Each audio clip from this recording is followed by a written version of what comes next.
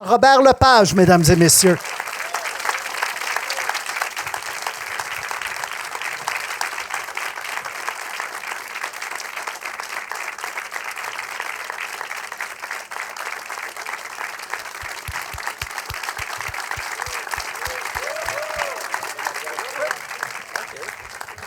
T'aimes-tu mieux ce côté-ci? Non, c'est parfait ici, moi. Bien correct. Bon après-midi. Je suis content, il fait plus beau dehors.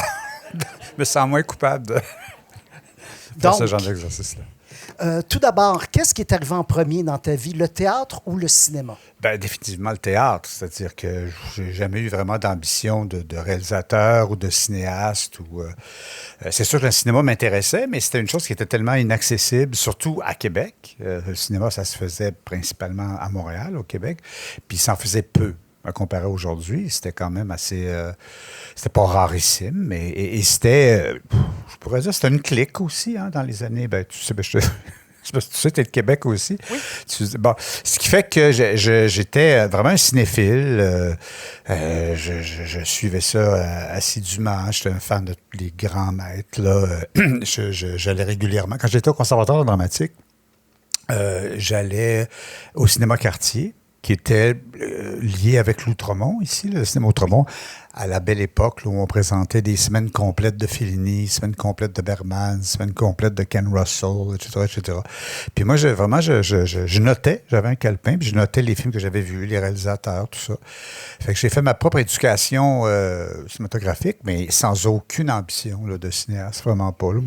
Alors, je faisais la solution du pauvre, je faisais du théâtre.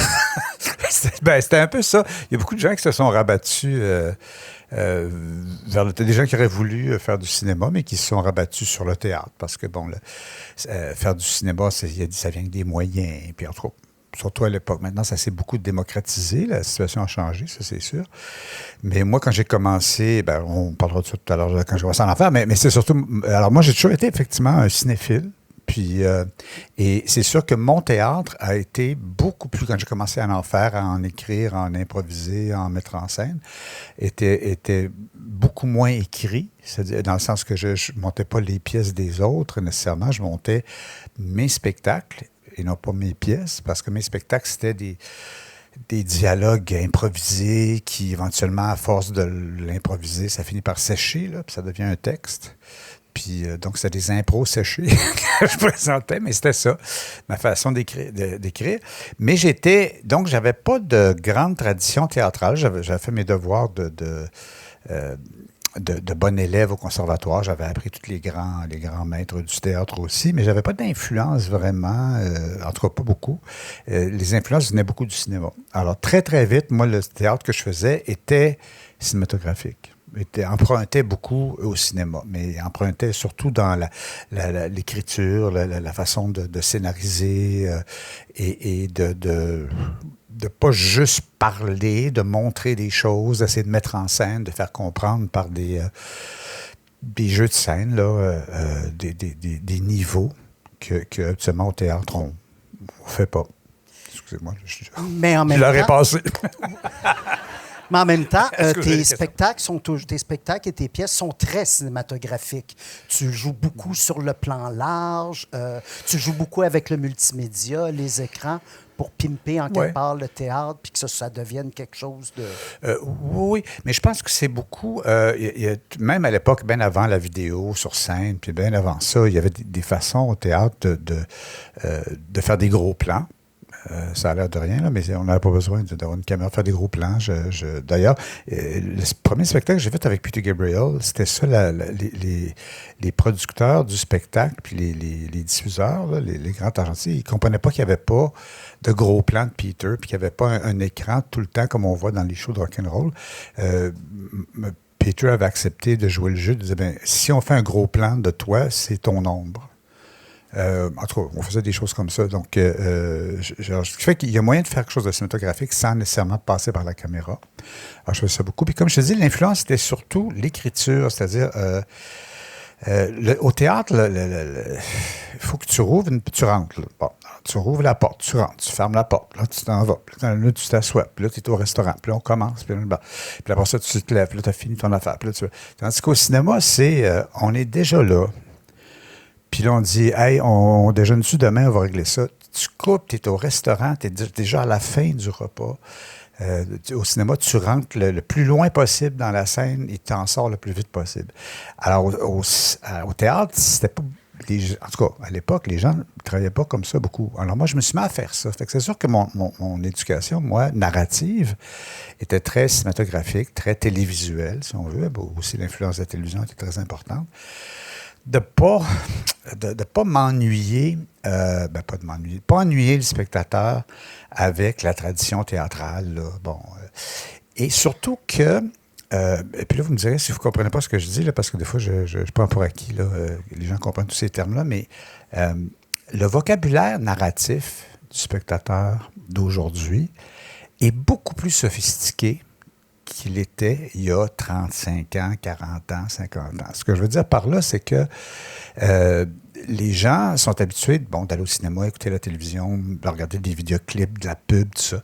Alors, tout le monde, sans l'avoir appris à l'école, tout le monde connaît un flashback, un flashback dans un flashback, un flash-forward, une mise en abîme, une suspension, meanwhile, back at the ranch. Tout le monde a ça, ce vocabulaire-là, aujourd'hui. Il n'y avait pas ça il y a 30 ans. Il l'avait un peu, là, dans certaines...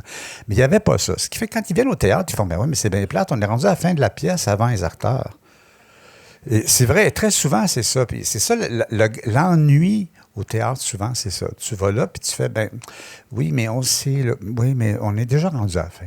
Alors, ce qui fait que je me dis, on ne peut pas aller plus vite que le public, mais on peut au moins aller en même temps que le public.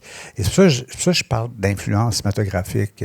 Moi, je snobe pas ça, le vocabulaire cinématographique. Ça fait partie de l'évolution sociétale et le vocabulaire narratif du spectateur.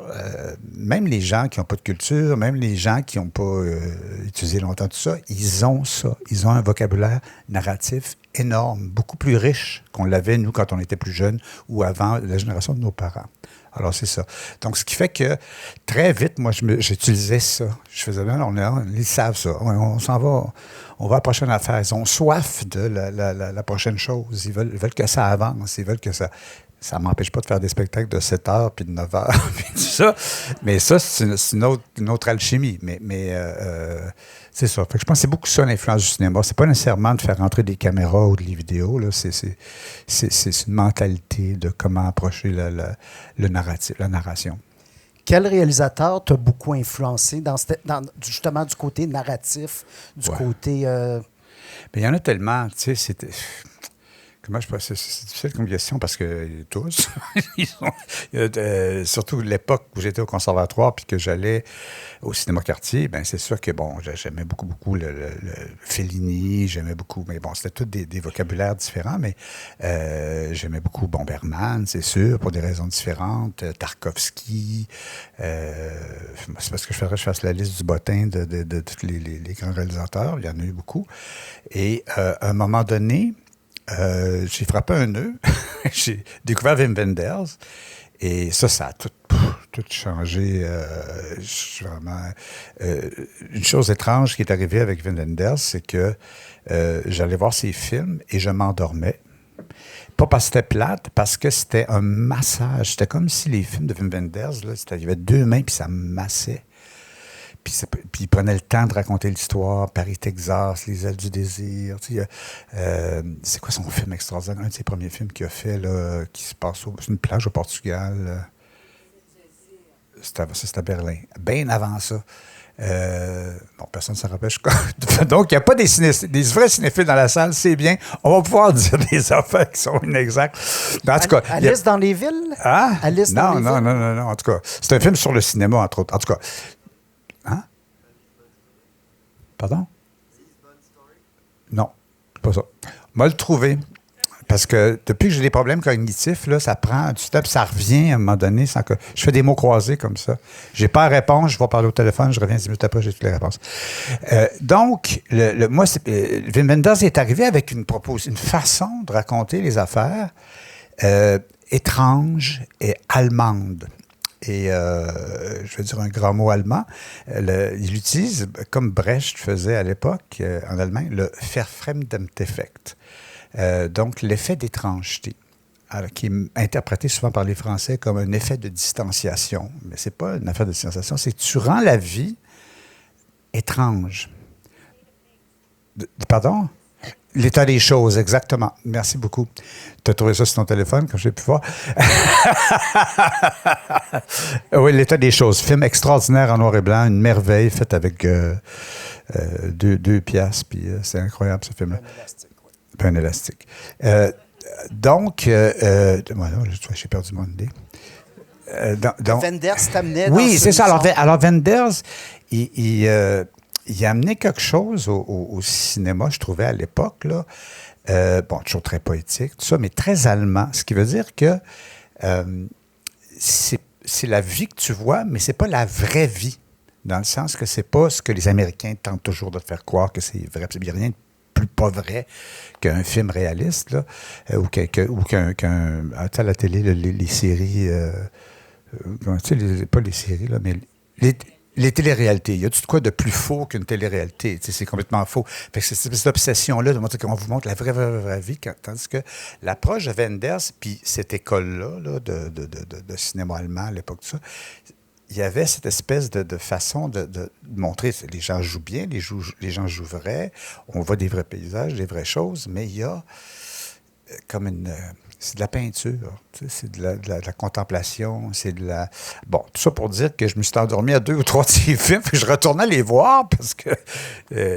alors, j'essaie de saisir pourquoi ça me faisait cette impression-là, puis j'avais l'impression d'être en accord avec ce qu'il faisait. J'avais l'impression que c'était comme si l'expérience de spectateur réalisateur, là, en tout cas, c'était la même mot tout à coup. Il y avait une affaire sans prétention, une grande simplicité, en même temps une grande maîtrise là, du récit, de la cinématographie, de peu de dialogue, beaucoup de cadres qui sont très éloquents.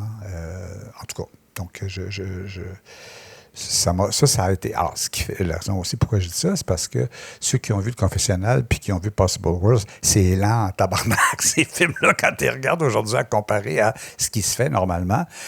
Les films sont très... mais c'est ça c'est l'époque où on était... En tout cas, les jeunes réalisateurs, on était très influencés par... la lenteur de Wim Wenders, prendre le temps de raconter les choses, laisser la contemplation faire partie de l'affaire. Pas juste se faire un film qui fait juste donner des réponses, puis toi, tu n'as pas le temps de poser de questions, tu n'as pas le temps de trouver la réponse, tu n'as pas le temps de... Alex, on pourrait commencer, puis on va projeter tout de suite la bande-annonce du film Le Confessionnal, ton premier long-métrage. Ça fait déjà une dizaine d'années que tu es actif dans le théâtre et arrive tout d'un coup ce projet-là. On va regarder la bande-annonce et on va en parler après. Roll camera. Take 4. And Au printemps 1952, 3 événements importants marquèrent la vie à Québec. L'apparition du premier téléviseur, la réélection de Maurice Duplessis comme premier ministre de la province et la présence d'Alfred Hitchcock, qui avait choisi la ville comme toile de fond pour tourner un nouveau suspense.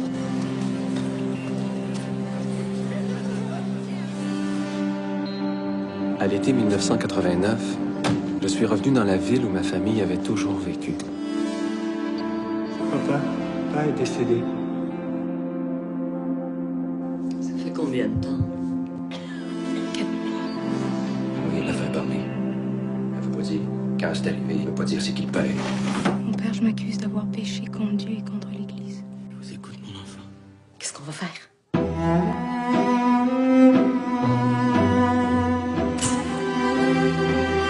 Il comprend pas ça, lui, qu'un petit, ça a besoin de connaître son père. Il comprend pas pas sûr, lui, que pour savoir où tu t'en vas dans la vie, faut savoir d'où tu viens, Chris!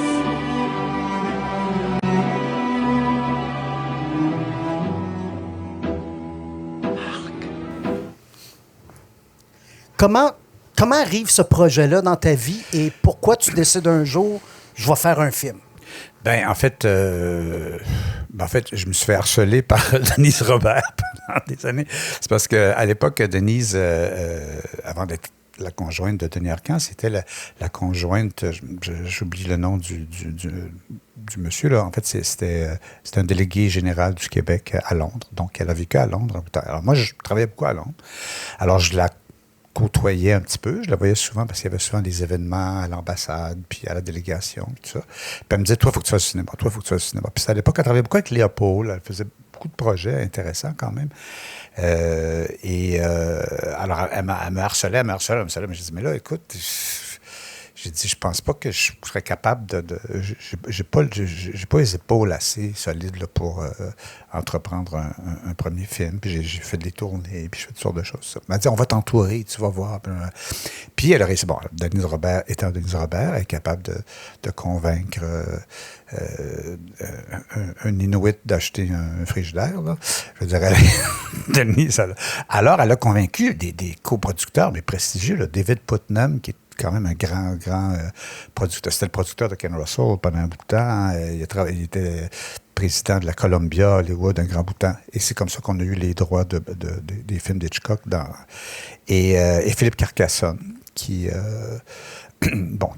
était quand même un grand producteur français. Et elle a réussi à convaincre plein de gens. Bon, elle a réussi à les convaincre avec le fait que moi, je ne vais pas paraître prétentieux, mais j'avais déjà un nom, moi, en Europe, dans le théâtre. Donc, David Putnam, c'était un fan de théâtre. Puis, c'est peut-être la grande différence avec les gens de ce côté-ci de l'Atlantique. C'est que le monde du cinéma, c'est le monde du cinéma. Le monde du théâtre, c'est le monde du théâtre. Mais à Londres, c'est comme tout mélangé. Là. Les acteurs qui font du théâtre se retrouvent au cinéma très souvent et vice-versa.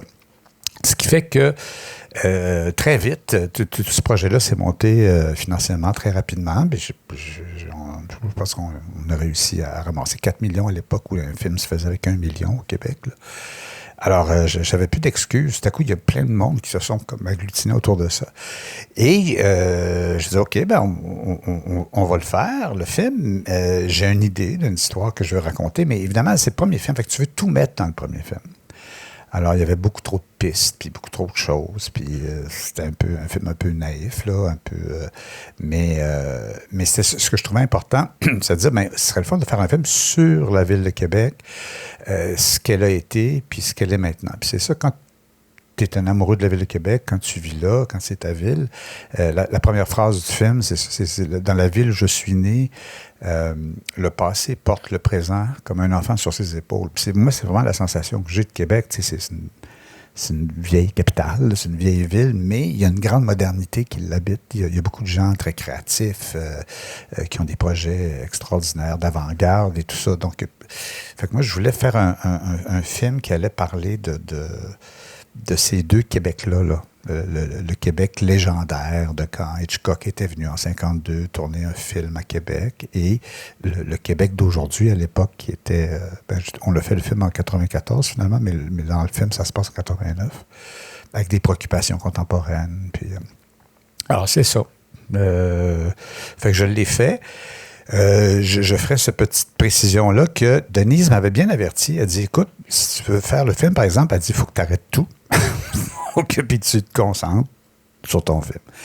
Ce qui est une impossibilité pour moi. Là. Je veux dire, je faisais déjà plein de tournées, j'avais plein de projets. Je me faisais offrir des projets extraordinaires. Ça, ce qui fait qu'elle a composé avec ça. Elle a composé avec mon horaire. Puis tout ça, et elle avait raison pour faire du cinéma. Puis c'est une des raisons pourquoi j'en fais plus. Tu prends 5 ans de ta vie, là, puis tu fais ça. Puis après ça, si ton film marche... tu prends un autre 5 ans pour en faire un autre. Alors moi, je ne suis pas capable de faire une affaire à tous les 5 ans. Il faut que j'en fasse 12 par année. Alors ça, c'est... Alors c'est ça. Donc j'ai ce qui fait que je suis sorti de cette expérience-là. Bon, j'étais très heureux, très content, puis je suis très fier du film. C'est juste que ça a été très éprouvant pour moi qui est habitué au théâtre, d'improviser, d'être mon propre patron, de dire que tout à coup, que mes choix artistiques ou que mes idées soient mis en balance avec celles des distributeurs, avec ceux des financiers, avec ceux de Téléfilm Canada, avec ceux, en tout cas, je ne vous les nommerai pas tous, là. Mais là, tu fais, hey, c'est quelque chose, hein? Le réalisateur, il deal avec tellement de monde que tu n'as pas un mot à dire sur la fiche. En tout cas, vraiment, là, alors, c'est cette perte de contrôle-là, moi, qui m'a beaucoup, beaucoup, beaucoup échaudé. Mais c'est un médium qui coûte cher. Donc, les gens veulent des assurances que tu vas produire le film, que tu feras pas de temps supplémentaire. Bon, à l'époque, la pellicule coûtait très cher parce qu'on tournait sur pellicule. Le digital est arrivé plus tard, le numérique est arrivé plus tard. Mais alors ça coûtait cher. Alors, il y avait un monsieur, je ne sais pas si vous avez déjà entendu parler, il y a un métier dans la vie qui s'appelle garant de bonne fin. Alors, c'est un monsieur qui, après une semaine de tournage, il entend dire que tu brûles pas mal de pellicules sur ton tournage. Fait que là, monsieur se présente, c'est un monsieur sympathique, puis il assiste au tournage, puis c'est pas ben, c'est pas un mot, puis il est là. Puis là, vers la fin de la journée, il vient le voir et dit, on est un petit peu inquiet. Puis il s'en va. Puis sur toutes les crises de film, il y a un cri. Puis tu fais, mais là, puis là, si ceux qui financent, les banquiers, les subventionnaires, tout ce monde-là reçoivent des rapports de ce gars-là que tu n'es pas en contrôle de ce que tu fais, que tu t'es dépensé, tout ça. Ils t'enlèvent le film des mains, puis ils le mettent dans les mains d'un autre réalisateur qui, lui, va finir le film. C'est une réalité, c'est arrivé, vous ne savez pas combien de fois au Québec. On pourrait nommer des noms et des films. Je le ferai pas. Mais c'est arrivé. C'est une horreur. Donc, moi, ça, jamais au théâtre, ça arrive. Voyons, on voit, c'est un garant de bonne fin, il va rentrer sur une scène, il va dire, ben en tout cas, les costumes sont un peu chers. Puis là, il n'y a pas ça. Donc, ce qui fait que moi, ça a été une chose qui m'a beaucoup, beaucoup, beaucoup irrité. Et ce qui fait que j'ai dit, bon, ben, je fais plus de cinéma, là, c'est fini, tout ça. Puis, si j'en fais encore, il faut que ça soit avec des barèmes avec lesquels je suis d'accord, puis il faut procéder autrement. Il faut trouver une façon de tourner que ça soit plus libre, que tout ça soit beaucoup, beaucoup, beaucoup plus libre. Et pourquoi avoir choisi Icon Fest comme point de départ? Bien, c'est la mythologie, c'est toute parce que c'est sûr que à Montréal, ça excite pas personne de savoir qu'un réalisateur est venu dans les années 50 tourner un film, là. Mais à Québec, c'était quelque chose parce que il y a eu vraiment... Hitchcock était là, il tournait, les gens de Québec jouaient dans le film comme figurants, mais aussi c'est que la raison pour laquelle il avait choisi Québec, c'est qu'il disait, ben toute l'intrigue du film tourne autour de le secret de la confession. Fait qu'il dit, je peux juste tourner ça dans une ville qui est catholique. Je ne peux pas faire ça dans une ville où c'est catholique, mais aussi protestant, puis aussi juif. Il dit qu'il faut que ce soit vraiment une ville dont la mentalité est pas juste chrétienne, est catholique. Alors, il dit, ouais, Québec, ça va être ça. Tu sais, c'est une ville où il y a beaucoup d'églises, où c'était ça à l'époque. Et, donc, dans l'histoire, le détective en question fait le tour de toutes les grandes églises de Québec, les paroisses, pour savoir d'où vient ce fameux prêtre-là qui a fait le meurtre. Québec comme ville de cinéma, est-tu encore quelque chose qui t'excite? Oui, mais comme je dis, ça a changé, hein, le cinéma. Ça s'est démocratisé. C'est comme ville à filmer, comme mode. Ah, mais c'est une ville, mais c'est extra. La ville de Québec, moi, j'aimerais ça comme job, là. Si je prends ma retraite, je pense que ça, je vais faire agent de location pour les films. Je ferais une fortune. À Québec, c'est fou, tout le potentiel qui n'a pas été exploité. C'est une ville extrêmement photogénique, pas juste parce qu'elle est belle, pas vieille. Il y a plein de secrets bien gardés à Québec pour quelqu'un qui veut faire un film. C'est vraiment... en tout cas, c'est une ville qui... Et c'est une ville de tous les temps. C'est pas juste une vieille capitale. C'est une ville de tous les temps. Tout à fait. Le Japon est toujours très présent dans ton travail. Au cinéma, déjà dans le confessionnal, il y a beaucoup de références, évidemment, à la culture japonaise.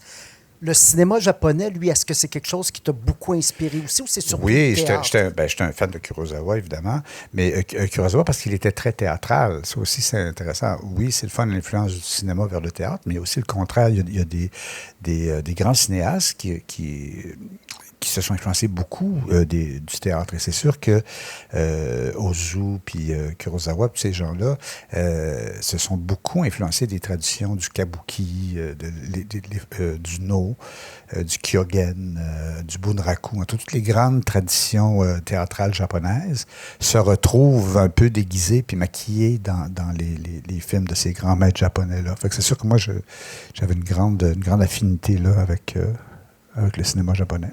Sur le confessionnal, est-ce que tu laissais beaucoup de place aux gens parce que c'était ton premier film?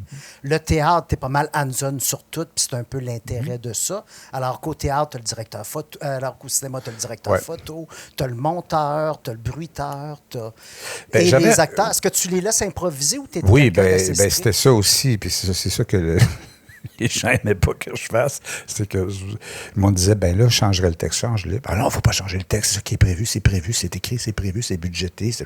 Oui, mais là, on est là puis on voit que ça ne marche pas. Fait que, en tout cas, c'est ces deux mentalités-là qui se sont beaucoup entrechoquées pendant un bout de temps. Mais j'étais pas mal en contrôle. Je décidais pas mal de tout là, au tournage, mais dans le confessionnal, il y a les 2/3 du monde, c'était leur premier film, comme acteur, comme technicien, comme co-scénariste. On était vraiment là, des jeunes, là, c'était une garderie là, presque. Bon, alors c'est sûr qu'on se fiait beaucoup sur ceux qui avaient l'expérience, fait que, sur les Jean-Louis Millette, en tout cas les acteurs ou les gens qui étaient présents qui avaient l'expérience. Et ça tombait bien parce que Denise, elle avait commencé à sortir avec Denis Arcand. Fait que Denis, il était sur le plateau très souvent, puis il me disait « faut que tu coupes ça, c'est trop long, tu vas couper ça. » Moi, alors, ce qui fait que... donc, j'étais quand même... Alors, j'étais un bébé gâté, là. Tu sais, j'avais vraiment... Là, c'était pas...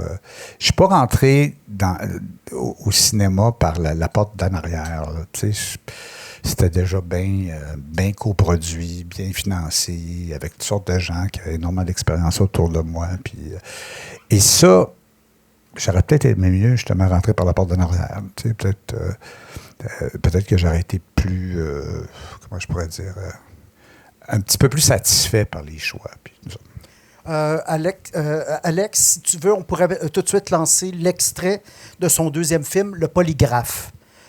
Donc, 2 ans plus tard, tu réalises. Et là, c'est un extrait du film qu'on va vous montrer. Qui est pixelisé, je m'en excuse, ça vient d'une VHS. C'est un film qui n'a pas eu de V numérique, il n'y a pas de Blu-ray, il n'y a pas de DVD. Donc, c'est pour ça que ça... Mais à l'écran, c'était beau, je vous le jure.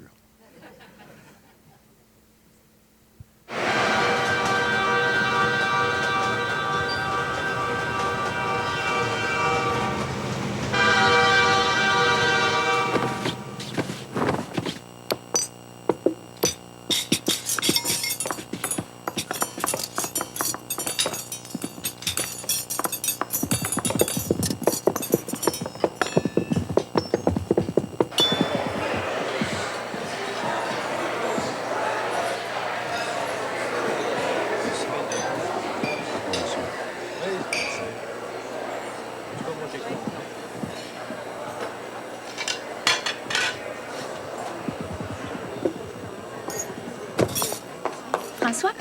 Ah, salut. Excuse-moi de te déranger, mais c'est parce que je viens d'arriver chez moi, puis j'ai pas pu entrer, j'ai pas trouvé ma clé. T'as oublié de la mettre sous le tapis? Oh, merde, excuse-moi, là. C'est parce que je m'en suis fait faire un dos aujourd'hui. J'ai oublié. Tiens. Merci. Oh, François, est-ce que t'as donné à manger à mon chat ce matin? Non, je l'ai pas vu. Ah. François, on est débordé. C'est pas le temps de recevoir ta blonde. C'est pas ma blonde, c'est ma voisine.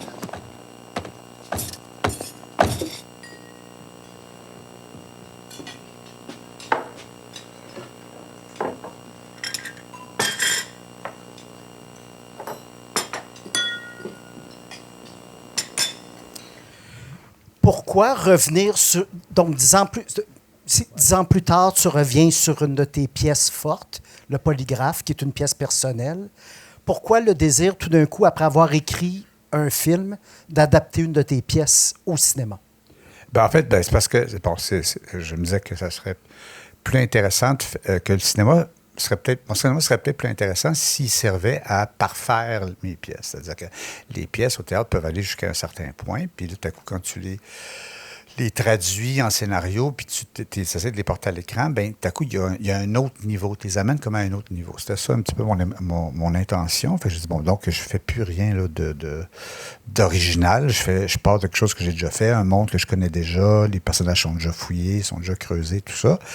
Et en plus, l'idée de me produire moi-même. Je pensais que en me produisant moi-même, en créant ma propre compagnie de production, bien là, je pourrais faire ça à la vitesse que je veux, comment je veux, dans un cadre de production qui est, bon, pas vraiment réussi, là. C'est-à-dire qu'il y a encore un garant de fin qui vient, puis voilà.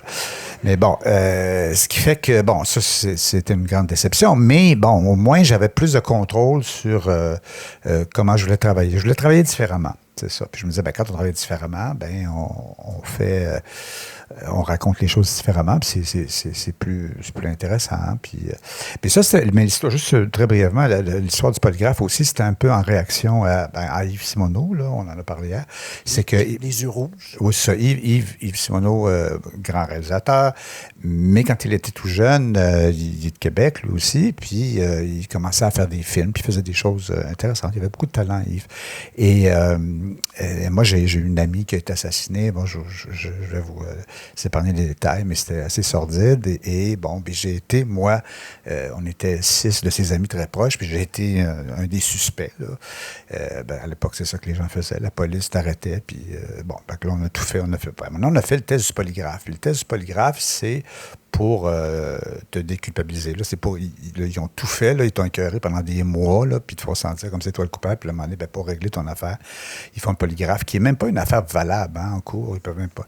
Mais bon, ils disent, on va fermer ton dossier si tu fais le polygraphe. Et c'est la façon dont ils utilisent le polygraphe qui est vraiment pas kosher.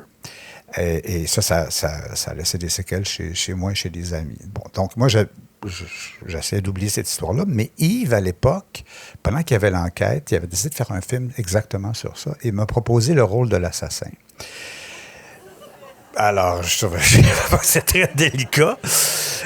Bon, alors, ce qui fait que c'est comme ça. Alors, la pièce, une fois que tout a été fini, bon, puis qu'ils ont trouvé le meurtrier, puis tout ça a été résolu après 2 ans, après 3 ans, en fait, ben là, j'avais besoin, moi, d'exorciser cette chose-là. Donc, j'ai fait une pièce qui s'appelle Le Polygraphe, qui parle spécifiquement de ça. Bon, on ne pointe pas à Yves, là, on crée autre chose. Et donc, alors, le film, je n'étais pas satisfait vraiment. Je ne trouvais pas que la pièce allait assez loin dans ce que je voulais faire. Et je me disais, bien, peut-être que le film va aider à parfaire là, les lacunes puis les problèmes de cette histoire-là. As-tu eu plus de fun? Parce que là, tu t'amuses, tu commences à bien comprendre, je pense, la machine du cinéma. Souvent, on dit que la deuxième œuvre vient réparer les erreurs de la première œuvre. En quoi tu penses que tu as évolué avec le confessionnal? Ou la grande différence entre le confessionnal? Bien, il est arrivé une affaire qui a tout changé au Québec. En tout cas, c'est un petit peu en retard sur les autres, là, mais le monde numérique. C'est-à-dire que le confessionnal, là, on avait de la pellicule, là, puis là, on collait, puis la collure, puis la monteuse, puis il fallait pas que tu te trompes, puis là, tu calculais tes cadres, puis là, à un moment donné, le distributeur voulait voir, il disait, ben, j'aimais mieux ton ancien montage, ouais, mais là, ça va me prendre 3 heures de faire les collures, puis là, tandis que maintenant, ben, tu sais, tu pèses un piton, puis c'est lui qui part avec la version qu'il aime, tu sais. Tandis qu'à l'époque, tu étais protégé par ça. Mais bon, mais c'était ardu, puis ça ressemblait beaucoup, puis d'ailleurs, bon, je ne veux pas faire du chauvinisme, là, mais en France, la tradition du montage, c'est beaucoup les femmes, pour toutes sortes de raisons, puis je pense parce que ça ressemble à une machine à coudre. Je veux comme une tradition de la couture, hein, le montage, oui, tout ça, tout comment mesurer, tout ça, bon, il y a eu des grands monteurs aussi masculins, mais en France, c'était beaucoup les femmes qui montaient, bon, pour toutes sortes de raisons, mais il y avait une affaire de machine à coudre dans monter avec une... Comment ça s'appelait? Ça avait un nom allemand, cette affaire-là. Steinbeck, voilà. Hey, ça fait longtemps, hein, pour que j'oublie ça. Mais là, il y a eu le numérique a envahi les salles de montage. Alors, tu tournais quand même sur la pellicule, tu faisais transférer ça en numérique, puis là, tu montais ça en numérique. Puis là, ça allait vite, puis là, t'en essayais des versions, tu faisais des affaires. Puis tout à coup, le numérique venait avec... Le numérique, on pense pas ça souvent, mais c'est vraiment... Ça a changé toute notre façon de penser, toute notre façon de voir les différentes possibilités, essayer des choses, les défaire le lendemain vite, tout ça. Donc, ça a amené une plus grande expérimentation dans la salle de montage. Alors, on pouvait se permettre de faire des choses... peut-être qu'on était plus timide de faire ces choses-là à l'époque où c'était que fait avec la machine à coudre. Ça te donnait aussi un point de vue actuel. C'est-à-dire que tu envoyais la pellicule se faire développer, tu revoyais tes rushs 2-3 jours plus tard. C'est ça. Alors que là, le numérique, Oui, tu le vois tout de suite après à la tête, tu le sais, c'est absolument, bon. oui, absolument, c'est ça. Puis à l'époque, même, des fois, tu regardais tes rushs dans le temps du concessionnaire, tu n'avais pas le temps de synchroniser le son, tu sais, puis une image, pas de son, là, c'est pas une image. Donc, en tout cas, ce qui fait que ça change. C'était une grosse révolution, le numérique, quand c'est arrivé dans les salles de montage. Ce qui est intéressant aussi, c'est que tu as un trio d'acteurs là-dedans. Je pense à Patrick Goyette, oui. qui est de retour, qui était dans Le Confessionnal. Tu as Anne-Marie Cadieux, qui est dans presque tous tes films. Anne-Marie n'était pas dans ce film-là. Ah, pardon? Pas dans le Elle n'est pas dans celui-là. Tu parles de Marie Brassard. Oui, Marie Brassard qui revient souvent aussi. Anne-Marie Cadieux qui revient souvent dans tes films. Mais c'est des acteurs de théâtre, même si Puis Richard Fréchette. Richard dans Fréchette, tous tes films. c'est ça, oui, c'est ça. Mais ça, c'est parce que, c'est ça, c'est des acteurs de théâtre. Bon, on en est Patrick Goyette, c'est ma fait de la télé, mais c'était surtout ma gang là, des 7 branches de la Rivière-Otta, puis des gens avec qui je faisais du théâtre, qui essayaient de passer à la caméra. Alors ça aussi, c'est une affaire qui est plus ardue, là, mais...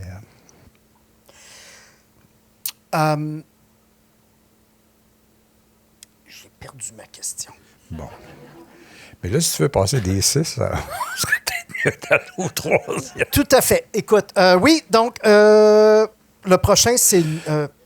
oui, en fait, oui, voilà. C'est simple. Tu fais Le Confessionnal, qui est une œuvre originale. Ouais. Tu enchaînes avec Le Polygraphe, qui est une adaptation d'une pièce. Ouais. Après ça, No devient Ouais. un nouveau scénario original. C'est pas original, non, c'est tiré de... c'est à moitié tiré de Les 7 branches de la Rivière-Otta. Alors, on a fait dans le film, tout ce qui se passe au Japon, ça existe dans les 7 branches de la Rivière-Otta, ça existait, mais tout ce qui se passe au Québec... ça n'existait pas. Ça, c'est effectivement, c'est plus original. Fait que c'est peut-être le tiers du... On va regarder un extrait. Donc, un extrait du film No. Puis je te poserai la question après sur Anne-Marie, puis ça... OK. Pour revenir au spectacle, je ne suis pas un critique, là.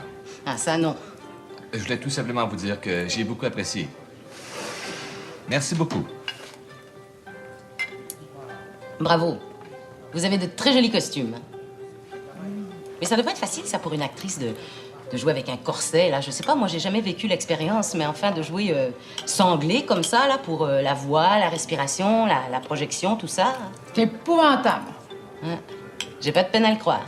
Vous savez, quand les gens disent qu'ils ont aimé les costumes, en général, ils n'ont pas tellement aimé le spectacle.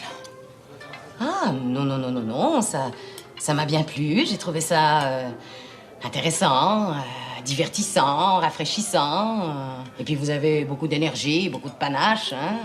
Non, vraiment. Hey, c'est correct, Patricia, là, c'est correct, là. Vous avez pas aimé ça? Vous avez dites-le. Crachez-le, le morceau. Qu'est-ce que vous voulez que ça me fasse? C'est mauvais qu'on se le dise. C'est pourri. Je veux dire, à part de ça, les costumes sont laids, les perruques sont laides, les acteurs sont mauvais. Je suis mauvaise, là. Je suis mauvaise, ça n'a pas de bon sens. La mise en scène, c'est complètement... À part de ça, là, vous êtes diplomate, vous, là? Allez m'expliquer ça. Comment ça se fait qu'on fait venir un metteur en scène français à Montréal pour nous apprendre à parler avec l'accent français dans une mauvaise pièce française, que c'est ça qui représente le Canada à l'exposition universelle d'Osaka? Et moi, vous dire pourquoi, moi? Parce qu'on est un peuple de colonisés. De colonisés, tabarnak. Ben oui, tabarnak, je le dis là, tabarnak. On a envie de sacrer. Ah, cette calice de tabarnak de Saint-Cyboire, la petite Saint-Cyboire, la crise de sacrament. C'est même le général de Gaulle l'a dit. Vive le Québec libre, tabarnak!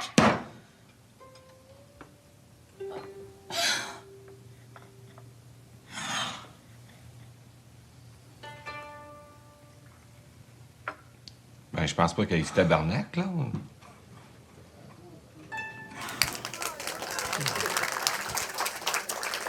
Avec ce film-là, tu abordes d'abord quelque chose qu'on était moins habitué avec les 2 premiers films, c'est-à-dire qu'il y a beaucoup d'humour. C'est un peu plus léger aussi dans la photographie.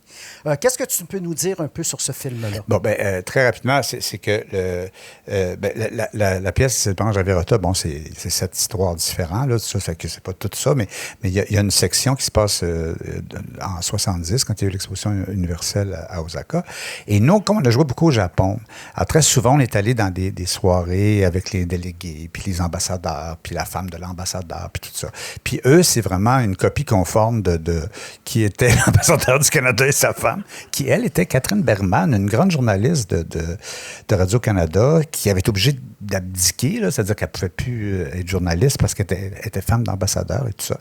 Et bon, évidemment, là, on le fait que Shaw, il fait un Canadien français, mais en fait, c'était un Canadien anglais, puis elle parlait comme ça, c'était Radio-Canada, puis les deux, c'était vraiment une métaphore pour le Canada, là. Ça n'avait pas de bon sens, tout ça. Alors nous, on se les je dirais pas que c'était des gens extrêmement sympathiques, mais c'était des gens comme ça.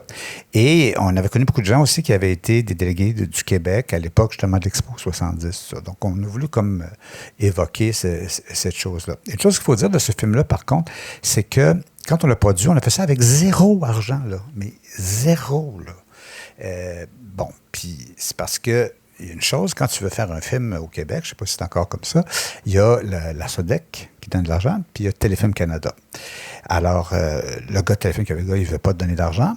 Fait qu'ils ne disent pas, ben non, on n'aime pas ton scénario, puis l'argent, cette année, on le donne tout à donner Arcan. Fait que, bon, ils ne veulent pas dire ça. Fait que là, il y a quelqu'un là, qui enseigne le cinéma à l'UQAM, ou je ne sais pas quoi, qui est sur le panel, et qui a fait une analyse, puis qui a trouvé dans ton scénario tous les arguments pour ne pas te donner la subvention.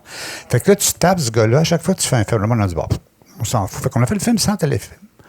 Puis la SODEC a fini par nous aider, mais on a fait ça avec pas d'argent. Puis maintenant, on a voulu se libérer de ça, se libérer de cette espèce de toujours... en tout cas... C'était pas... Donc, ce qui fait que... Mais on s'est beaucoup amusé à le faire. On a fait ça avec les moyens du bord. C'est pas un film parfait, mais c'est effectivement... Et la chose un peu sacrilège qu'on a fait, c'est qu'on s'est pas moqué de la crise d'octobre, parce que, bon, elle, qu'on voit, là, celle qui fait Sophie, en fait, elle, c'est la blonde d'une des cellules, d'un gars qui est dans une des cellules du FLQ pendant ce temps-là. C'est la crise d'octobre, parallèlement à ça. Et c'était un faiseur de bombes. Puis puis c'était filmé en noir et blanc. Puis il y avait Jean Leloup qui jouait. Ouais. Et en tout cas, je vais vous passer le détail, mais et évidemment, quand c'est sorti, ben bon, des gens qui... Parce que Woody Allen dit une chose intéressante, il dit, l'humour, c'est la tragédie plus le temps. Fait que c'est sûr que, bon, mettons qu'on pourrait très bien, nous, faire des chrétiens qui se font manger par des lions dans une arène de Romains, puis on en rirait. Ou, tu peux te moquer de ça, mais tu ne fais pas ça sur l'Holocauste. Il n'y a pas assez de temps. Puis j'espère qu'il n'y aura pas assez de temps jamais. Mais ce que je veux dire, c'est que on oublie le pourquoi de ces horreurs-là, de ces tragédies-là, puis ça fait partie de la mythologie, ce qui fait que tu peux en rire. Mais tu ne peux pas rire de ce qui est trop récent. Nous autres, on trouvait qu'il y avait assez de temps pour rire de la crise d'octobre. Ma première entrevue que j'ai faite, c'était avec 2 ex-felkistes qui ne me trouvaient pas drôle. Ils ne trouvaient pas ça drôle. Puis là, je chantais, oh mon Dieu, on s'est attaqué à quelque chose qu'on n'aurait peut-être pas dû faire. Mais en tout cas, mais il y a ça aussi. Dans l'humour, c'est une catharsis, hein, l'humour. Puis c'est là, justement, pour essayer de... Pas pour se moquer des choses, mais il faut évacuer aussi le trop-plein de sérieux, des fois, de certaines de ces événements-là, qui ont été importants quand même. Mais... Dans tes films, tu opposes souvent le beau et le laid, le sophistiqué et le vulgaire. Et souvent, ça passe par Anne-Marie, ce point de rupture-là, où tu passes d'un à l'autre.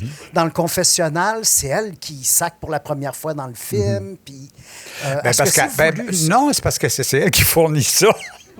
Ben, c'est parce que souvent, c'est basé sur des impros qu'on fait de personnages, tout ça, puis c'est ça qu'elle a l'audace de faire, puis c'est ça qu'elle propose. Bon, alors, des fois, on modère, on dit, bon, ben là, je pense que c'est trop, mais très souvent, elle va aller à des endroits que bien des actrices ne veulent pas aller, qui veulent garder une certaine classe, une certaine Bon, puis elle protège pas sa carrière. C'est sa carrière, ça. C'est ce qu'elle fait, puis elle est très courageuse. Puis, en tout cas, je ne ferai pas son éloge pendant des heures, mais c'est ça, Anne-Marie. Et comme elle vient du théâtre, elle aussi, puis qu'elle vient du monde de l'impro, ben c'est ça donne des personnages comme ça. Puis pourquoi Richard Fréchette est dans tous tes films? Ben, c'est mon ancien chum. Première affaire, moi, j'ai vécu avec Richard pendant 10 ans. On a étudié au conservatoire ensemble. On a été pendant 10 ans ensemble. Puis après ça, bon, on est partis chacun de notre bord, tout ça. Puis moi, après ça, j'étais avec Émile Godreau, réalisateur. J'étais avec lui pendant 4 ans. Puis il m'a collé là. Puis je trouve ça drôle parce que on ose en parler aujourd'hui. Mais c'est ça. Ce qui fait que Richard, c'est un gars ça a pris beaucoup de temps avant qu'il trouve son casting. Quand il était au conservatoire, jeune, il avait déjà l'air de ça. Il avait déjà l'air d'un monsieur. Il avait déjà l'air comme de... Il faisait déjà des pères de famille, puis il avait 21 ans, puis il avait... Bon. Alors, et là, c'est bien parce que Richard, il joue beaucoup maintenant. On le voit beaucoup au cinéma de plus en plus. Il est comme rentré dans l'âge de son casting. Puis il est excellent. Non, mais c'est vrai. Puis c'est comme ça. Puis il y a beaucoup de comédiennes aussi, qui ont des carrières sur le tard, pas parce qu'ils étaient mauvaises, mais parce qu'ils entrent dans le casting. Depuis que tu fais des films, est-ce que tu as un regard différent sur le cinéma? Oui, c'est sûr. Oui, absolument. Mais je ne suis pas un bon spectateur dans le sens que, oui, je me laisse embarquer dans un film, tout ça, mais je suis toujours en train... Je vois le plateau. Je vois le plateau de tournage, je vois les spots, je vois tout. Je regarde, je vais voir des effets spéciaux. Je fais, c'est un effet spécial. Alors, ça, ils ont dû faire ça chez Melz devant tel... Puis là, je suis comme ça. Alors, je suis trop... c'est pour ça que ça a enlevé ma naïveté d'enfant, si on veut faire ça. Et quand tu joues dans des films de d'autres réalisateurs, bon, on t'a vu d'abord dans Jésus de Montréal, on t'a vu dans plein de films. Est-ce que tu regardes le réalisateur ou tu t'abandonnes au jeu? Moi, je m'abandonne complètement moi, j'adore me faire diriger. Puis c'est toujours un peu... en tout cas, je ne veux pas paraître prétentieux, mais il y a des jeunes réalisateurs qui n'osent pas me demander ou quand ils me demandent, ils sont là, puis je dis, ben voyons, je suis ton outil, là, utilise-moi, puis je vais essayer de faire ta vision, je vais te proposer quelque chose de plus aussi. C'est parce que ça aussi, les acteurs ne doivent pas juste être des gens qui exécutent ce que le réalisateur ou le metteur en scène fait. Il faut qu'ils sont créateurs, ils sont créatifs, ils ont des choses à proposer. Bon, puis après ça, tu en feras ce que tu voudras de ce que je te propose. Mais j'adore faire ça. Et j'ai eu des grands plaisirs. Et j'ai appris beaucoup. C'est sûr, jouer avec Denis Arcand dans ses films, j'ai appris beaucoup de choses à le regarder travailler, avoir des grandes conversations. Non, c'est super. C'est vraiment... J'adore ça. On va passer tout de suite à Possible Worlds. Alexis, ça, c'est un film que tu as tourné aux Îles-de-la-Madeleine. Ouais. C'est ton premier film anglophone. Ouais. Avec, entre autres, Tilda Swinton. Ouais. On va en voir, je pense que c'est un extrait ou la bande-annonce, et on va en parler après. Tu parlais de Wim Wenders tout à l'heure, puis c'est ça, j'ai eu vraiment l'idée de flotter dans l'espace comme Wim Wenders nous le fait faire souvent, comme dans Jusqu'au bout du monde, par exemple. Mm-hmm. Il y a cette qualité-là, c'est de la pesanteur. Ouais, c'est un suspendu. Oui.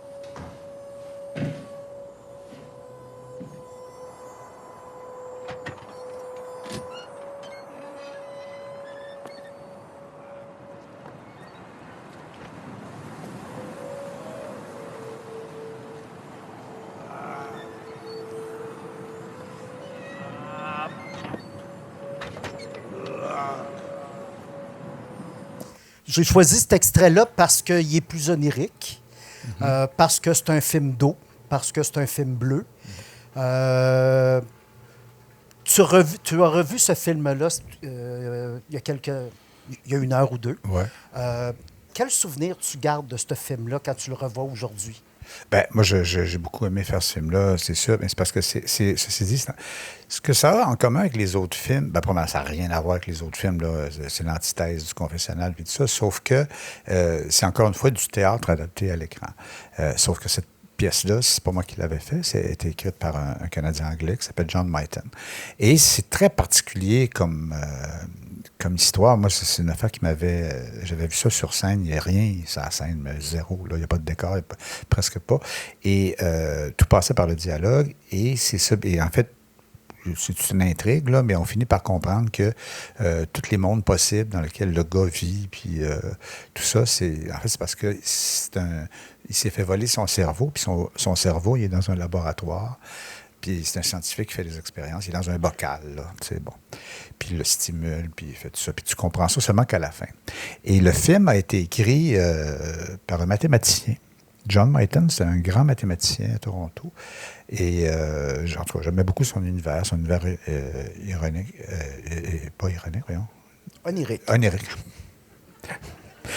Et c'est ça. Alors, j'aimais beaucoup ça. Puis surtout que là, je disais, ben là, ça vaut la peine de faire un film avec ça parce que sur la scène, il n'y a rien.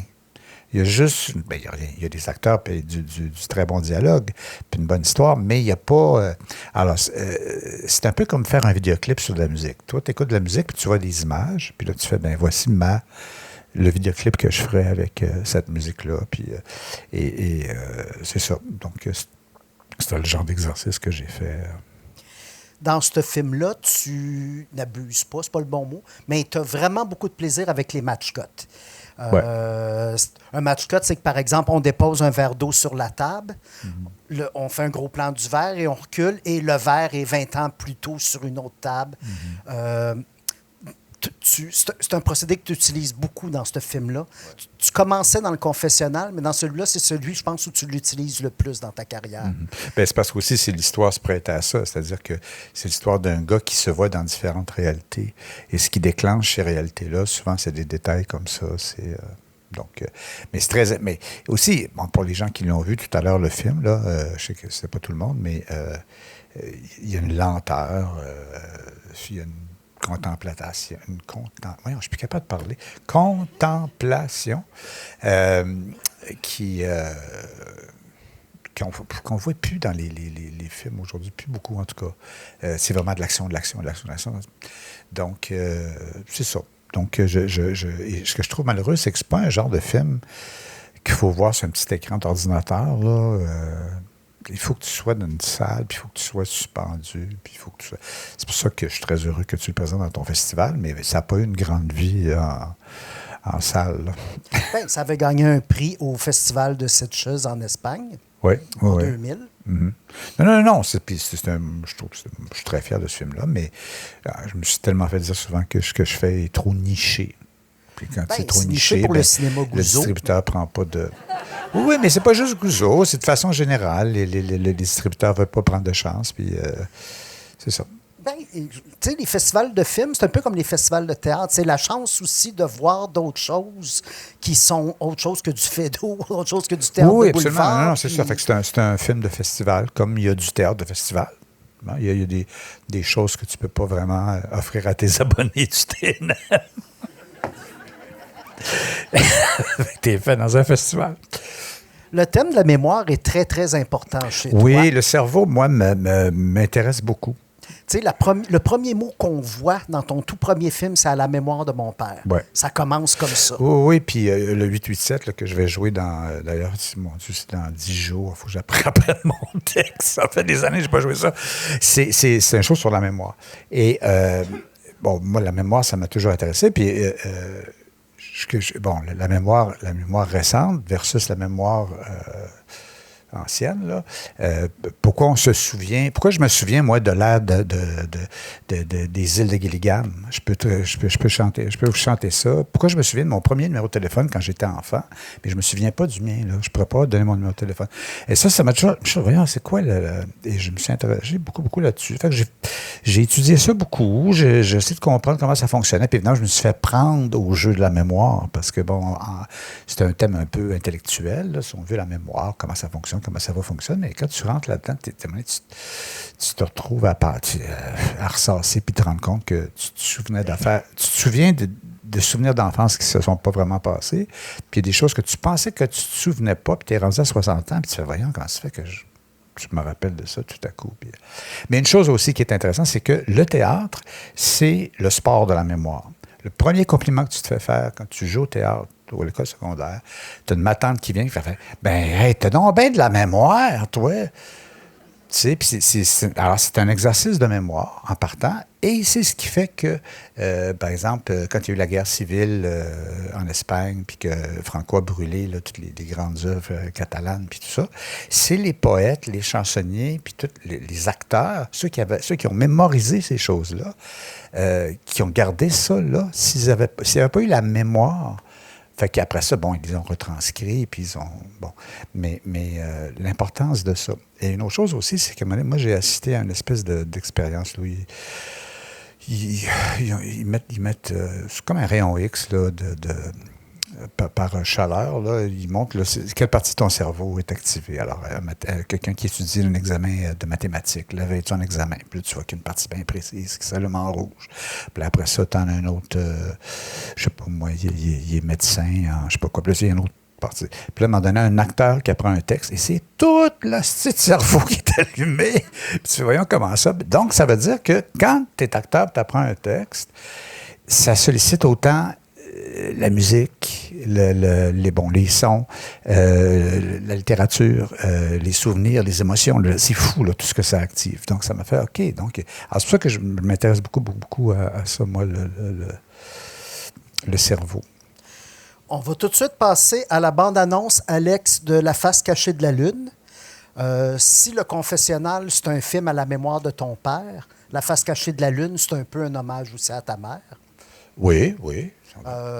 Et donc, c'est pas une question. Non, je sais.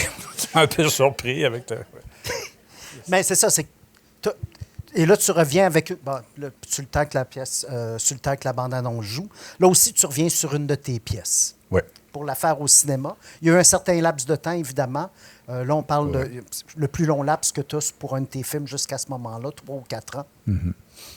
Pourquoi avoir choisi La face cachée de la Lune comme prochain film? Pour les mêmes raisons. Encore une fois, je faisais beaucoup de tournées avec cette pièce-là. Puis c'est une pièce extrêmement... Il n'y a rien sur scène, ou presque. Là. Tu sais, un grand tableau, des fois une craie, puis une coupe de meubles. Il n'y a quasiment rien. Puis je voulais voir comment... qu'est-ce que je pouvais aller puiser, là. C'est comme prendre une éponge, puis dire, on a squeezé l'éponge, mais on n'a pas squeezé, là, à fond. Puis c'est comme une occasion de faire ça. Et là, pour la première fois, tu te mets en scène dans le film. Oui. Cette dualité-là, est-ce qu'elle était plus simple pour toi? Est-ce qu'elle était plus compliquée? Ça a-tu été difficile pour toi? Non. C'était super facile à faire, ce film-là. Bon, regardons l'extrait, puis on en parlera après, mais c'est un film super facile, ça. La première chose qu'il faut savoir, c'est que selon les scientifiques, notre système solaire est tout à fait quelconque. Et il est situé à quelque part en banlieue de notre galaxie, et que notre galaxie elle-même est tout à fait quelconque. Elle est située à quelque part en banlieue de l'univers. Donc, il semble que vous ayez juste à tourner à gauche après le centre d'achat, vous allez nous trouver. Comment tu fais pour réconcilier l'infiniment banal avec l'infiniment essentiel?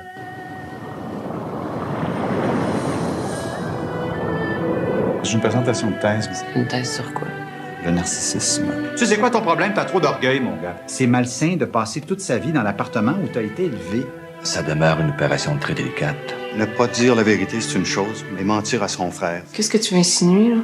Elle est morte, Philippe. Sommes-nous seuls dans l'univers ou existe-t-il quelque part une autre forme d'intelligence qui se pose la même question que nous? Pour moi, la seule chose vraiment capable d'exprimer les contradictions de l'âme humaine, c'est la poésie.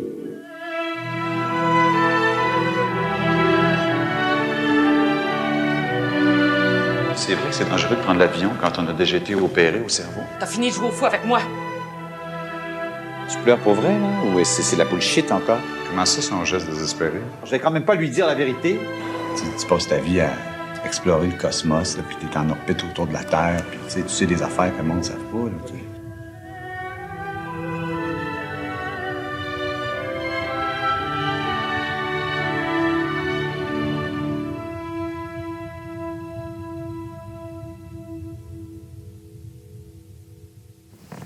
Donc là, tu es probablement à l'ère numérique, tu as accès à des choses. Bien, surtout, c'est Daniel Langlois, le regretté Daniel Langlois, qui m'a comme pris sous son aile. Puis encore une fois, quand je parlais tout à l'heure que j'ai voulu moi-même créer ma propre compagnie pour pouvoir faire les choses comme je veux les faire, tout ça, bien, Daniel, lui, il me dit, écoute, moi, donne-lui les moyens pour encore une fois, un film fait avec pas d'argent, mais avec les moyens de Daniel Langlois, son studio, les gens qui travaillent chez lui, les techniciens, les artistes et tout ça, puis qui a dit, écoute, parce que lui, il avait toute une façon de voir aussi comment on peut se débarrasser là, de tout ce qui est autour du réalisateur pour essayer de créer un film, ça, qui soit prisonnier de toutes ces structures-là.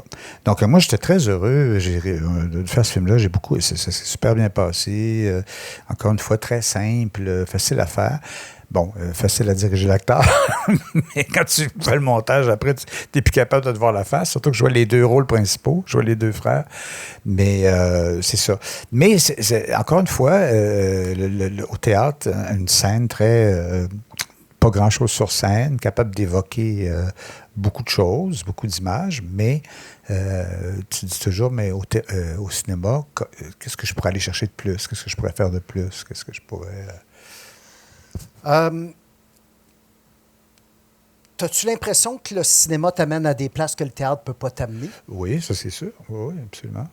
Oui, puis ceci dit, c'est pas un spectacle solo. Faire un cinéma, c'est ça aussi, il y a une collectivité. Puis moi, le cinéma dont je rêverais... Ce que j'aimerais faire, c'est être capable de faire un film comme je fais du théâtre. Tu sais, on est une gang de monde, puis on parle, puis on échange des idées, puis il y a plein de monde créatif. Puis bon, on essaie ça, on dit on change encore. Mais c'est tellement... en tout cas, ça l'est moins maintenant, mais c'était tellement cher et tellement lourd, le cinéma, que ça te garde... puis, en tout cas, et il y a toujours l'argument du public, encore une fois, là, de dire, ben là, il faut que le film se vende, faut que le distributeur va regarder ton film, puis là, il va faire, ben, est-ce que je perds plus d'argent à le sortir en salle ou à le mettre sur une tablette? Alors, il y en a plusieurs très bons films qui se retrouvent sur des tablettes parce qu'ils pensent que le grand public n'aimera pas ça. Bon. Alors, mais là, je sentais qu'il y avait une espèce de liberté, enfin, une façon de faire. Puis pas juste ça, parce que Daniel Langlois, sa vision, c'était aussi de diffuser les choses, de distribuer les choses toi-même, que tu n'as plus besoin de passer par les distributeurs habituels, de sortir en salle et tout ça, que maintenant les gens peuvent consommer ton produit sur leur ordinateur, sur leur écran 4K. Donc, on s'en va de plus en plus vers ça. De toute façon, avec Netflix, qui deviennent des distributeurs sans en être vraiment. Là. Et justement, c'est pour ça qu'ils bouleversent tout, là, Netflix puis Crave, parce que c'est pas les règles commerciales habituelles là, dans lesquelles le cinéma s'est beaucoup enlisé. Oui, puis il y a beaucoup de questions par rapport à ça. T'sais, nous, Netflix nous a approchés pour être commanditaire du festival. Mais on ne veut pas avoir de pression d'être obligé de jouer le film au festival, d'avoir le film. Oui. La ligne, ça, devient de moins en moins toujours, claire entre qu'est-ce que tu dois faire, qu'est-ce que tu peux faire. Mais Daniel, j'insiste là-dessus parce que Daniel Langlois, il y avait ce rêve-là d'évacuer toutes les pressions qu'il y a autour du réalisateur, des créateurs, pas juste du réalisateur, des créateurs qui font du cinéma, avec l'avènement du numérique. Bon, alors évidemment, il y avait toutes sortes de problèmes qui venaient avec ça, mais c'était son rêve. Puis là, c'était vraiment comme une première expérience qu'il faisait dans ce sens-là. Puis il était très heureux de ça, Daniel. C'est un laboratoire d'exploration. Absolument, oui. On faisait des choses avec ce film-là que tu peux jamais faire dans le cinéma. À 2 jours de la première, on change tout le film, on débarque, on refait tout le son, puis ça se faisait comme ça. Incroyable. Ils n'étaient pas contents de ça. On met ça là, on met ça là. Tu fais, écoute, il y a une affaire épouvantable là, dans le monde du cinéma, là, surtout quand tu travailles de façon traditionnelle. Il y a une affaire qui s'appelle le picture lock. Y a-t-il une affaire plus épouvantable que le picture lock? Là, tu as barré ton film. Là, il est barré. Fait que là, ils peuvent faire le son, là, ils peuvent faire la coloration, ils peuvent faire tout ça, mais il est barré ton film.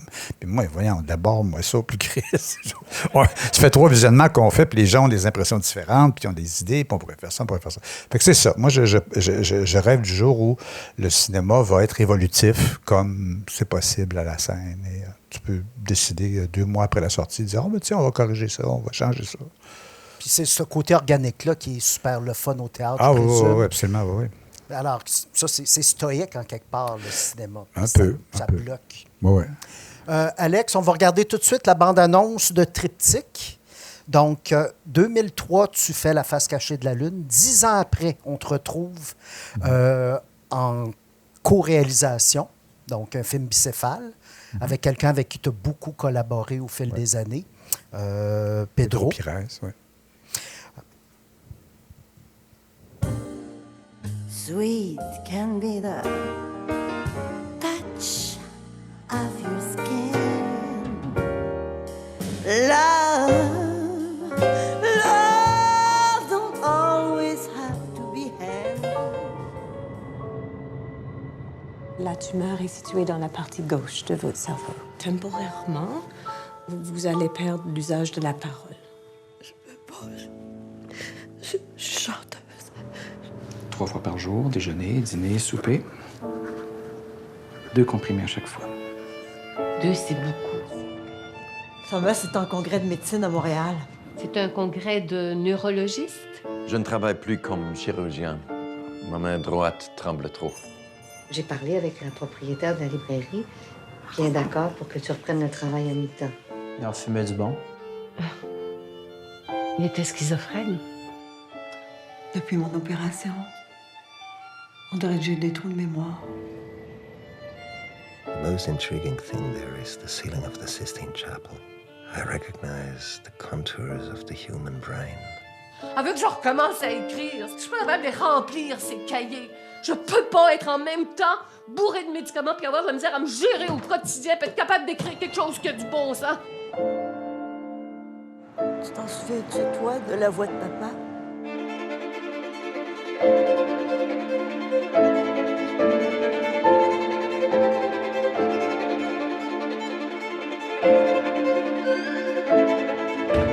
J'ai juste toi, Marie.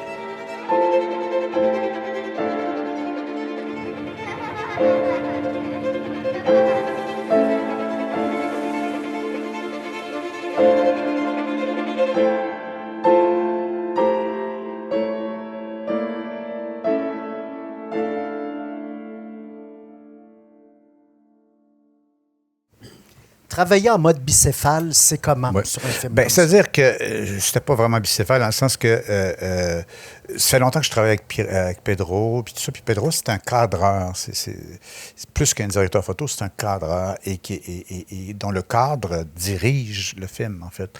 Un vrai cadreur, c'est ça. Donc, j'essaie de lui donner plus de place dans mon travail. J'avais déjà travaillé avec lui. Puis tout le projet de Triptyque, en fait, encore une fois, la pièce de théâtre dont c'est extrait, c'est une pièce qui durait 9 heures, qui était en 9 actes. Et ça, c'est 3 des actes, en fait, Triptyque. On a choisi 3 des 9 histoires pour faire ça. Le but de ça, c'était de faire un film c'était 3 courts-métrages, ce qui fait qu'il pouvait être autant présenté dans un festival de courts-métrages que dans un festival...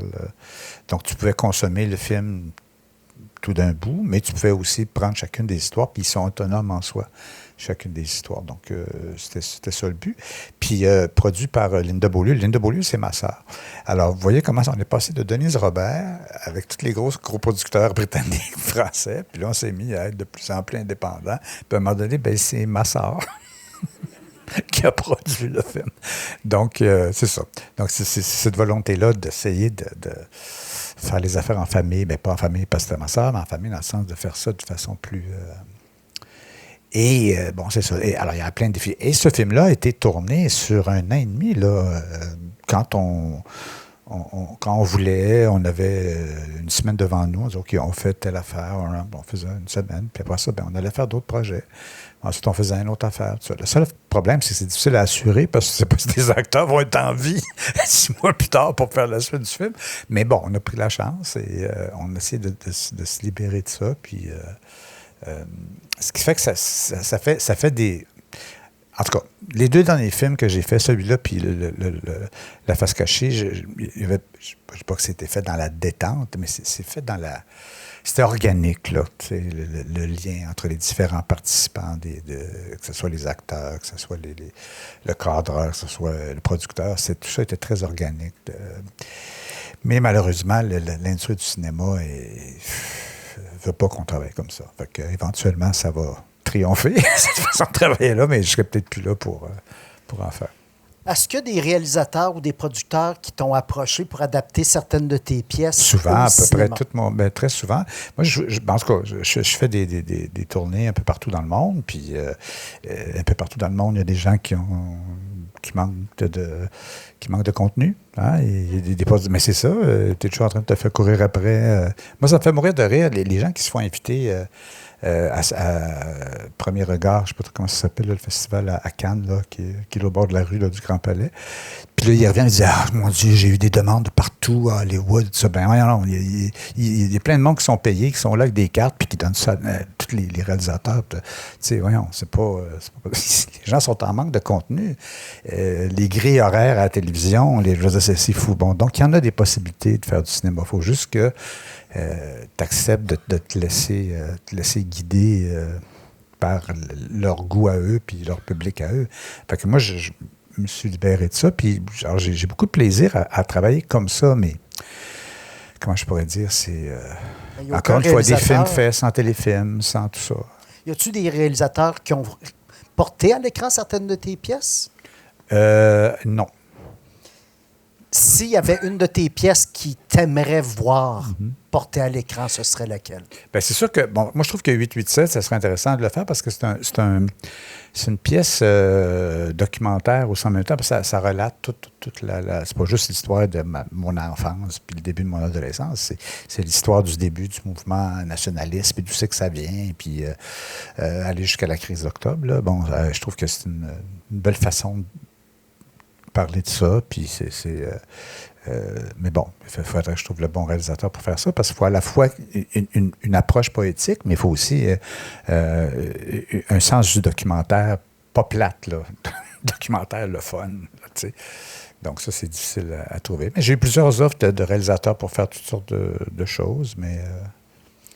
L'idée de faire un documentaire un jour, c'est-tu quelque chose qui pourrait t'intéresser? Ben moi, je suis curieux de... Ben moi, je suis dans un... En ce moment, il y a un gros documentaire qui est fait sur moi et Ex Machina depuis 2 ans. Il reste encore 1 an de tournage. Là. Ils suivent là, des projets en particulier, tout ça, un peu partout dans le monde. Puis c'est une grosse affaire là, qui est financée puis qui va probablement être en 4 épisodes sur Netflix. Ben c'est ça en ce moment, là, pour l'instant. Mais alors ça, oui, effectivement, là, en ce moment, la volonté qu'il y ait une pérennité, qu'il y ait un documentaire sur lequel on a un droit de regard, en plus, là, c'est important, là, que ce ne soit pas juste... en tout cas, que le côté éditorial t'appartienne. Puis, alors, c'est ça. Donc, il y a une affaire qui se fait en ce moment. Est-ce qu'on a des questions du public? On a une dizaine de... On va commencer par la dame qui a levé la main en premier. Puis il y a quelqu'un... Juste un instant, il y a quelqu'un qui vous apporte le micro. Bonjour, M. Robert Lepage. Je suis une grande fan de votre... vous êtes bien gentil. Non, je voulais avoir votre opinion sur l'intelligence artificielle. Est-ce qu'elle a une... Excusez-moi, j'ai un blanc. Non, est-ce qu'elle va avoir une présence importante dans votre plan de carrière pour les 5 ou 10 Non, prochaines pas du tout. Puis je ne sais pas que j'évite de m'en servir ou que je suis contre, ceci dit. Il y a des dangers, il y a tout ça, mais il y a une affaire qui est intéressante, c'est que toute nouvelle technologie qui arrive, surtout dans le monde des arts, tu sais, on est toujours un petit peu rétif et les gens ont peur de ça parce qu'on a l'impression que ça va tuer un paquet de corps de métier, un paquet de choses. Moi, je pense toujours, dans l'histoire de l'art, il y a eu des grands mouvements où bon, par exemple, quand la photographie est arrivée, les grands peintres romantiques là, de Lacroix, tout ce monde-là, ils ont dit, ben ça y est, la peinture est morte. Puis ils ont passé 30 ans à se dire que la peinture était morte parce que la maudite photo est venue. Puis bon, mais elle n'était pas morte. Elle est devenue autre chose. La peinture est devenue dadaïste, cubiste, impressionniste. Donc, il y a toujours une technologie là, qui arrive puis qui brasse tout, puis qui remet en question tout. Alors, c'est sûr que les gens qui écrivent remettent tout ça en question, les gens qui réalisent, les gens qui... Alors, moi, je l'utilise par accident. C'est pas je veux dire, je vais sur Google, je fais une recherche, mais d'un coup, l'intelligence artificielle, là, je dis, bon, OK, je regarde la réponse, mais j'essaie d'éviter. Et il y a des gens près de moi qui l'utilisent un petit peu plus, qui l'utilisent vraiment comme un copilote. Bon. Mais évidemment, il y a trop de gens qui, évidemment, utilisent ça pour... mais ça dépend. Ça dépend si dans la vie, vous êtes quelqu'un qui... vous embarquez dans votre voiture, vous dites, on s'en va à tel endroit, puis vous dites à Siri, je m'en vais à tel endroit, puis vous écoutez ce que le GPS va vous dire. Si vous êtes comme ça, bien, vous allez utiliser l'intelligence artificielle. Mais si vous, comme moi, je refuse de suivre le chemin du GPS, fait, ouais, je connais ma ville, puis là, on va là. Fait que j'ai l'impression qu'il y a comme... Il faut faire attention, notre cerveau s'amollit un petit peu... de plus en plus, là, on compte sur les cellulaires pour se rappeler des choses à notre place. On prend des photos, on les vit plus. Fait que moi, je suis un petit peu allergique à tout ça. Fait que je fais attention. Mais je ne suis pas contre l'arrivée de l'intelligence artificielle. Mais effectivement, il y a plein de pièges, puis plein de... Oui, monsieur au centre. Oui.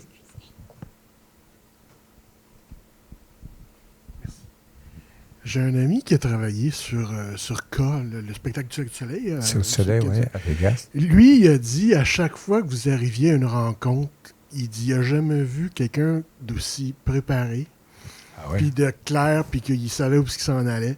Ah oui. Ce qui me dit que... ben, en tout cas, c'est peut-être quelque chose... Ouais, c'est quelque chose que lui a remarqué.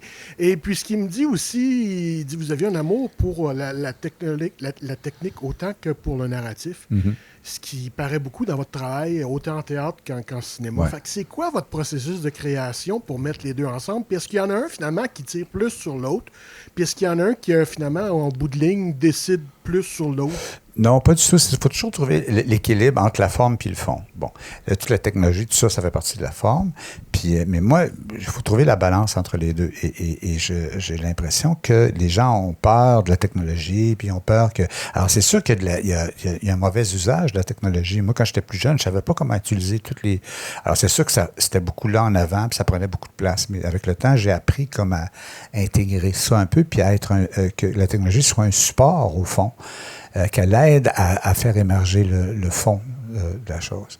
Puis, quand je travaillais au Cirque du Soleil, bien évidemment, le gros défi du Cirque du Soleil, c'est autant qu'on se plaint toujours qu'on n'a jamais assez d'argent pour faire ci, pas assez d'argent. Le Cirque du Soleil, là, c'était à l'époque où ils imprimaient de l'argent dans le sous-sol. Là. Bon. Donc, là, tu faisais ton concept, puis tu disais, bien, ils vont dire, c'est bien trop cher. Puis là, ils vont dire, pas en tout. Il n'y avait jamais de limite. Il y a une période au cirque où il n'y avait pas de limite. Et ça, c'est un plus grand défi pour moi. Fait que j'avais, moi, avec des choses, justement, j'essayais de contenir, j'essayais de limiter les choses pour me dire, non, c'est correct, on va faire un prototype, puis ça va. C'était beaucoup comme ça. Ce qui fait que je n'avais jamais travaillé dans un contexte où il y avait autant de liberté sur le plan financier, là, si on veut. Et ça, c'est un grand vertige, donc je ne le conseille pas à personne. Et moi, je me suis retrouvé dans une réunion du Cirque du Soleil une fois, là, je me suis entendu dire quelque chose que je ne pensais jamais que je dirais. Guy Laliberté était dans l'espace. OK? Et nous, on avait une réunion de production, il fallait préparer une maquette. Puis tout le monde était inquiet parce que, bon, il est très dur. Guy, là, il est vraiment, quand il n'aime pas quelque chose, il n'aime pas quelque chose. Et puis là, on avait très peu de temps pour essayer de préparer la facture. Puis à un moment donné, je me suis entendu dire, il revient de l'espace quand, là, Guy? Puis là, j'ai fait, OK, là, on est rendu à un autre niveau, là, une autre réalité, là. Il faut que je m'habitue à ça, là. Puis il est revenu de l'espace 2 semaines plus tard. Puis là, on a eu accès à lui à cause de la quarantaine, puis tout ça, peut-être 2 semaines après. Puis là, à un moment donné, il était assis. Puis là, tu parles à quelqu'un qui est allé dans l'espace. Puis tu lui montres ton projet, tu sais. Fait que j'ai fait mon... En tout cas, voilà, je voulais juste dire ça. Oui.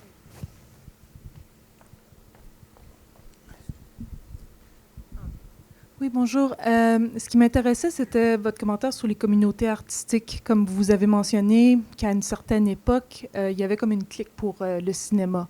Ouais. J'étais juste un peu curieuse parce que vous venez vous êtes le médium, vous êtes dans le théâtre, mais aussi dans le cinéma, puis des fois, ça forme des cliques. Je me demandais juste, avec l'évolution, avec le temps, est-ce que vous trouvez qu'à Québec, ça a un peu changé, ou est-ce qu'il y a comme une place où les gens peuvent avoir justement des idées, des partages au niveau artistique? Oui, ça a changé beaucoup. Mais ce qui est intéressant, c'est les confréries. C'est-à-dire que, quand je disais qu'à l'époque, c'était les clics, tout ça, c'était plutôt comme des gens, par exemple, qui avaient travaillé ensemble à l'ONF. Bon, c'est des gens qui avaient comme une espèce de confrérie, si on veut. Alors, ce qui fait que c'était difficile de rentrer dans ces cercles-là.